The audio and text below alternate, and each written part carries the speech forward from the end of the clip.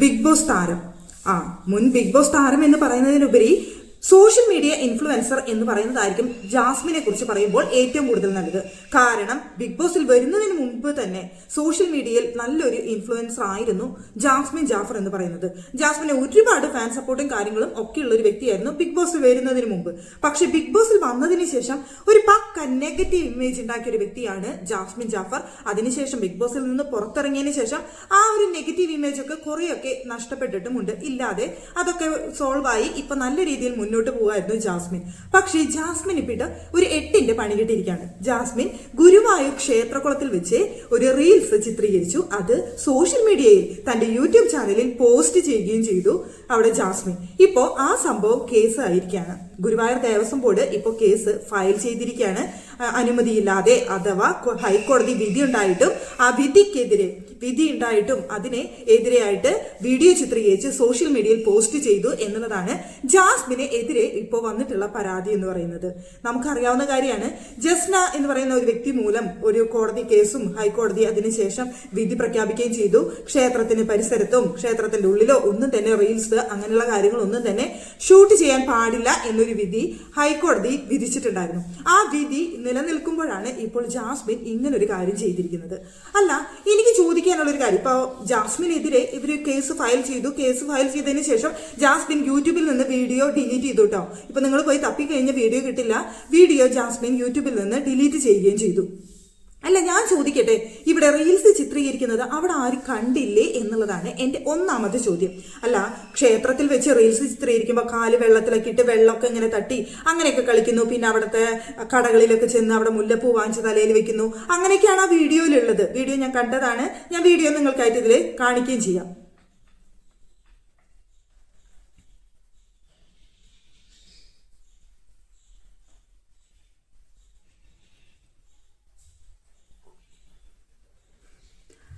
കണ്ടില്ലേ നിങ്ങൾ? അപ്പോ ഇത്രയൊക്കെ അവിടെ വെച്ച് ചെയ്ത സമയത്ത് ഇതാരും തന്നെ ശ്രദ്ധിച്ചില്ലേ?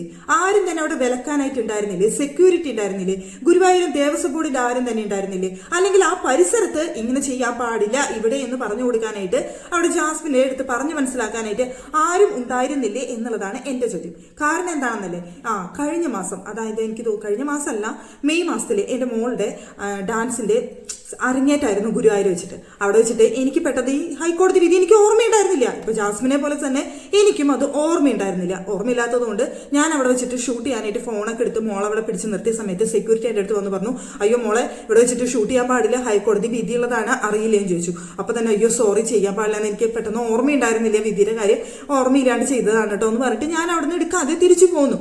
അപ്പോൾ എനിക്ക് ഓർമ്മയില്ലാതെ ഞാൻ ചെയ്യാനായിട്ട് ഇത് മുതിർന്ന് ഷൂട്ട് ചെയ്തൊന്നുമില്ല. മോളവിടെ പിടിച്ചു നിർത്തിയിട്ട് ഇങ്ങനെ ഫോൺ എടുക്കുമ്പോഴേക്കും തന്നെ എൻ്റെ അടുത്ത് വന്ന് പറഞ്ഞു അവര് ചെയ്യാൻ പാടില്ല എന്നുള്ളത്.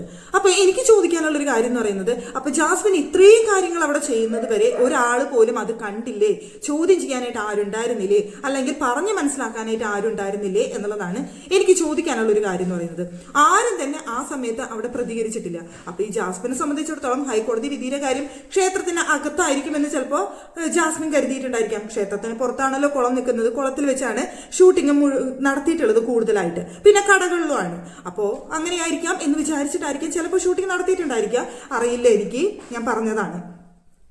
പക്ഷേ എന്നിട്ട് ആരും തന്നെ അവിടെ വിലക്കാത്തത് കൊണ്ട് ആ ഷൂട്ട് ചെയ്ത് അത് കൊണ്ടുവന്ന് യൂട്യൂബിൽ പോസ്റ്റ് ചെയ്യുകയും ചെയ്തു. ഇപ്പോഴാണ് സംഭവം വഷളായത്. ഇപ്പോഴാണെന്ന് തോന്നുന്നു സോഷ്യൽ മീഡിയയിൽ വീഡിയോ ഒക്കെ വൈറലായതിനു ശേഷമാണെന്ന് തോന്നുന്നു ഗുരുവായൂർ ദേവസ്വം ബോർഡിന്റെ ശ്രദ്ധയിൽ ഇത് പെട്ടത്. അവരിപ്പോൾ അത് കേസുമായിട്ട് മുന്നോട്ട് പോകുന്നുണ്ട്. പ്രത്യേകിച്ച് ജാസ്മിൻ എന്ന് പറയുന്നത് വേറൊരു റിലീജിയൻ ആണല്ലോ.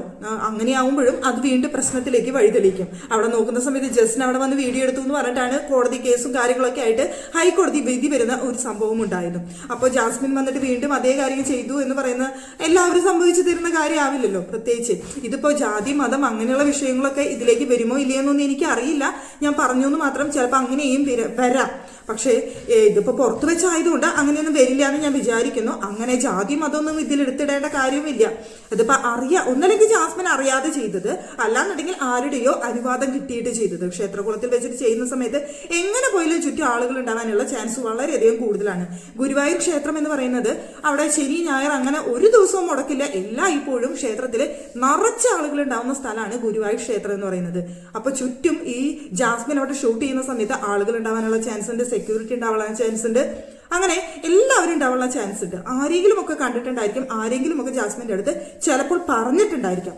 പറഞ്ഞിട്ടും ഒന്നല്ലെങ്കിൽ ജാസ്മിൻ അനുസരിക്കാതിരുന്നതാണ് എന്നുണ്ടെങ്കിൽ ജാസ്മിനെ അതിനനുസരിച്ചുള്ള എന്താണെന്ന് വെച്ച് കഴിഞ്ഞാൽ ശിക്ഷ കിട്ടിയേ തീരൂ.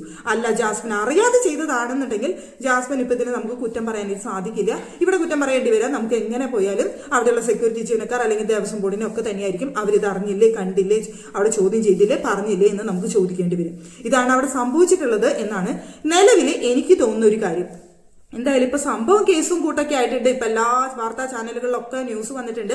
സോഷ്യൽ മീഡിയയിൽ ഇൻഫ്ലുവൻസർ ആയിട്ടുള്ള ജാസ്മിൻ ജാഫറിനെതിരെ ഗുരുവായൂർ ദേവസ്വം ബോർഡ് പരാതി നൽകിയിരിക്കുകയാണ്.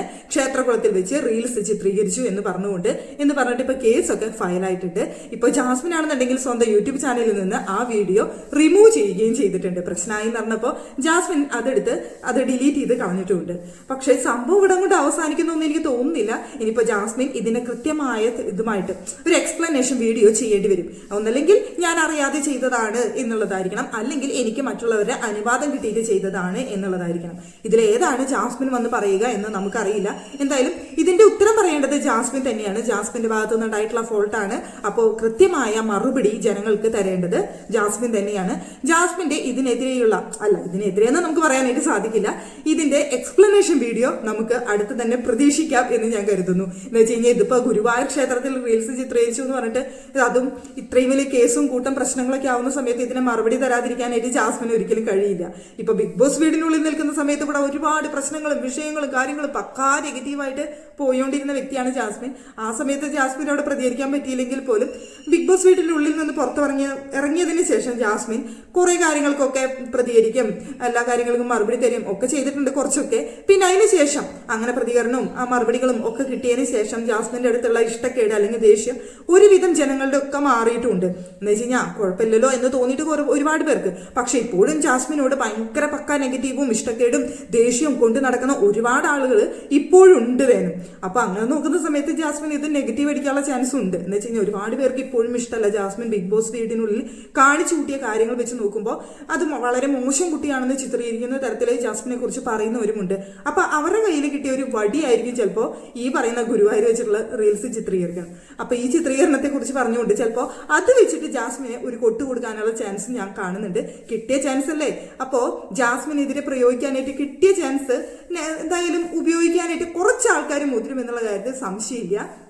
എന്തായാലും ഇതിനെ കൃത്യമായ ഉത്തരം ജാസ്മിൻ വന്ന് പറയുന്നത് വരെ ഇത് ജാസ്മിനെതിരെയുള്ള വലിയൊരു കാര്യം തന്നെയാണ്, വലിയൊരു വടി തന്നെയാണ്. ജാസ്മിൻ അടി കിട്ടിയോണ്ടേയിരിക്കും എന്നുള്ള കാര്യത്തിൽ യാതൊരു സംശയവും വേണ്ട.